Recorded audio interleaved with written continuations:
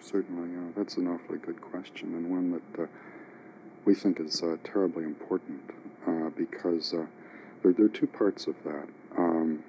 One that we as people, as individuals, and as people whose lives have been touched by the possibility of being part of this action, see that we cannot be the same for whatever commitment we may have felt that we have had, or for whatever we have done. I think that all of us in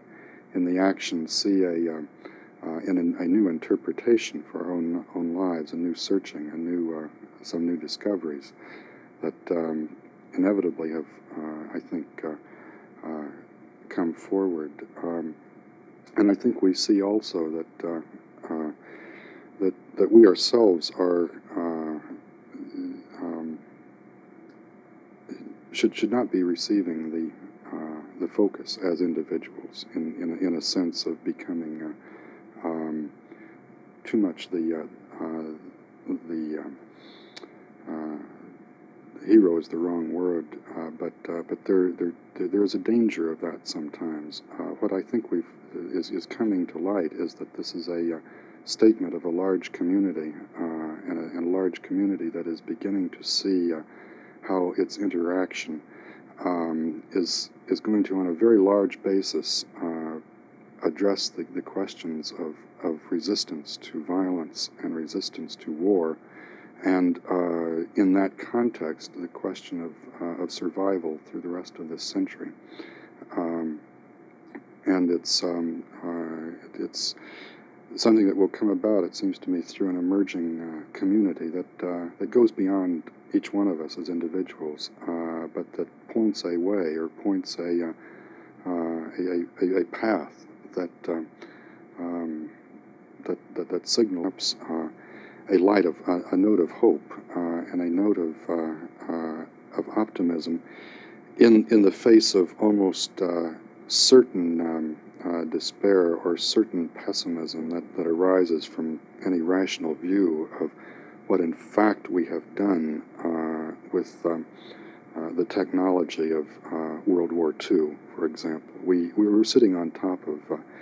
600,000 Hiroshimas at this point in terms of the total stockpile, and we have statements coming from the Stockholm Peace Institute and from those whose serious concern has not allowed them to be given to frivolous or careless statements, that we are approaching a point of the inevitable use of nuclear weapons on a global basis, and from that point of view, global annihilation within the next 15 years. Within the next 4 years, it's expected that at least 35 nations will have nuclear weapons, nuclear capabilities. That has been a direct result of the United States foreign policy in terms of the exporting of nuclear power technology, the bargaining of nuclear technology with repressive allies through the Middle East, through Central and South America, through South Korea, Taiwan. The story is endless, and the documentation has been spelled out time and time again, and people have said, "Oh yeah, well, so what?" But the time of reckoning is clearly in the cards, and within this vision, this pessimistic vision that is perhaps the most rational view, the community of which I'm speaking may be a note of hope, a note of light that is unexpected, is perhaps beyond what we might even consider that we deserve, but perhaps it's emerging, and for this reason, it's important to say, yes, we are changed. We are not the same people that we were, but at the same time, it is not we individually who are the focus, but it's the growing awareness of